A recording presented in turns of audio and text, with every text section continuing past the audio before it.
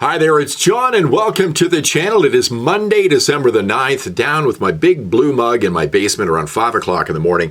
Going to go upstairs and I'm going to refresh my coffee soon. This one's getting a little lukewarm. Down here with my cat Blue today. He's going to help me out on this video or be a little bit of a distraction. But, you know, there's a number of things happening in the world right now, and not a lot of things bubbling under as far as politics or worldwide interesting stories. Probably something coming up later today, but I wanted to talk about an article I saw in True North on their website, tnc.news. True North is a Canadian news organization. Candice Malcolm, a journalist here, started it up a number of years ago. They have a great YouTube channel. You might want to check that out as well. The article is a rush to the exits. Forget immigration. Canada has an emigration crisis. And the reason I'm bringing this up is because this is something I've thought about in recent years, and I'll get to that in just a moment. I want to read you just one of the paragraphs from this story. Who wrote this? Scott Innes wrote the story, okay?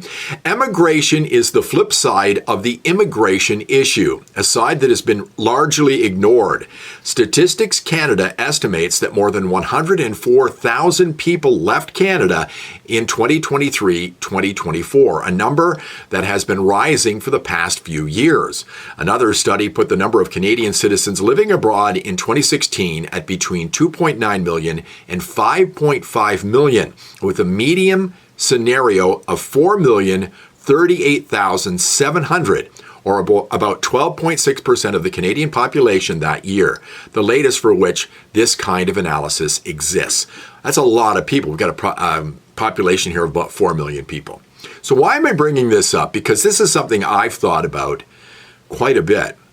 It's no secret that I don't like Canada. Now, don't get me wrong, I love Alberta. I love Calgary. You know, where I live in southeast Calgary, if you go east, you're in the prairies. If you go west, you're in the foothills of the Rocky Mountains. It's an amazing place to live. It really is. I love it here. And in fact, whenever I tell people where I'm from, I don't say I'm from Canada. I say from Alberta. All right, I'm from Calgary, Alberta, proud. And, you know, I lived in Ontario most of my life until 11, 12 years ago. I lived in Ontario, and I would never go back after living here. But I've thought a lot about getting the hell out of Canada. Now, I wish I could take Calgary and Alberta with me. The reason is because, first of all, I hate the weather. I'm a Canadian, and people say Canadian, so you live in, awful weather. It's beautiful in the summertime. I love summer weather. Absolutely love it. Love the heat. My wife doesn't. I love the heat, but I can't stand winter. As a matter of fact, it's only December 9th right now, and I suffer from a thing called seasonal affective disorder. And I get winter depression, and it's hit me early this year, really early. And I've really got to hold on tight for March, which is months away now, okay? Like it's really bad. As soon as it starts to get darker, I get gloomier, and it started real early this year. But it's also the cost of living. It's so damn expensive to live in this country right now. Prices are going up all the time. We've got a government that does not care about us. And, I was thinking about this as well yesterday when I saw a video that the Conservative Party of Canada put out regarding the leader of the new Democratic Party here in Canada, Jagmeet Singh. Now, Singh has been propping up Trudeau for a number of years now. And this video they put out is quite stunning, because it's Singh complaining constantly about the Liberals and how they're hurting Canadians, but he has been enabling Justin Trudeau for years now to continue to hurt Canadians, and people see it as him just holding on to get a big fat pension, which will pay off $2.5 million for the rest of his life if he can get through February. So this is kind of where I am right now. Why the hell am I still in this country? I don't like it here anymore, and I would like to leave. I'm like these people in this story from True North. I would like to get out of Dodge. Now, you have to say, well, how are you going to do that? You have to have the means to do that. Well, I'm semi-retired. My wife still works. She works out of our house, so she could work anywhere in the world. Now, where would I go? Here's the problem. Where would I want to go? Well, I'd like to go south. I'd like to go into a nice red state, a Republican state, down south where it's warm. That would be great. Now, would I want to go to Florida? No, I like living in a place that's got mountains. I lived in a flat place in Ontario for years, and as soon as I moved out here, I was near the mountains, and I love it. So I don't want to go to Florida, don't want to go to California because it's loopier than Canada when it comes to left wing, or at least it's on par with Canada. But it's so damn expensive to live here, and it's expensive to live in the United States as well. Not as much if you're an American, but I checked out the dollar exchange this morning, and the Canadian dollar is worth 71 cents against the United States dollar right now. 71 cents.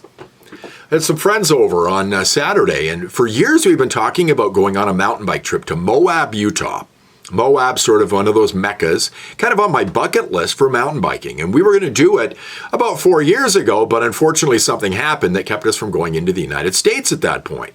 But they were here on Saturday, and I was thinking about it. We can't go there, and I mentioned it. We can't go to the United States because our dollar is only worth 71 cents. It's a 30% hit on the dollar. So, for us to move into the United States right now would be absolutely insane. So where do you go? How do you get away from all this insanity? And it's the big part of the dollar being so weak is the crappy government we've got right now.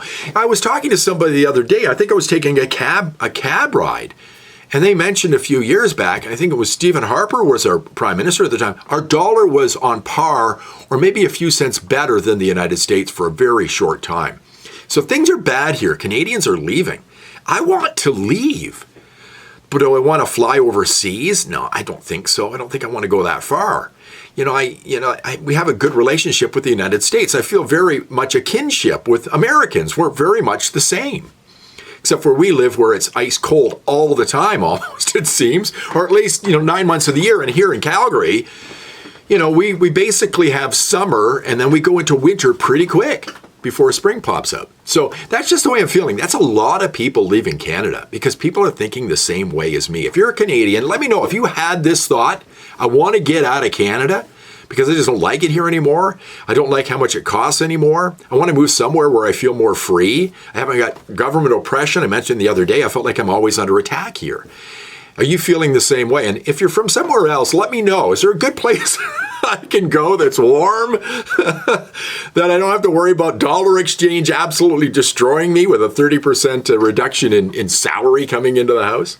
Let me know what you think. I appreciate you watching very much. If you'd like to subscribe to the channel, feel free, whatever. More people are. You want to give me a thumbs up, I'd appreciate that as well. Talk to you again soon.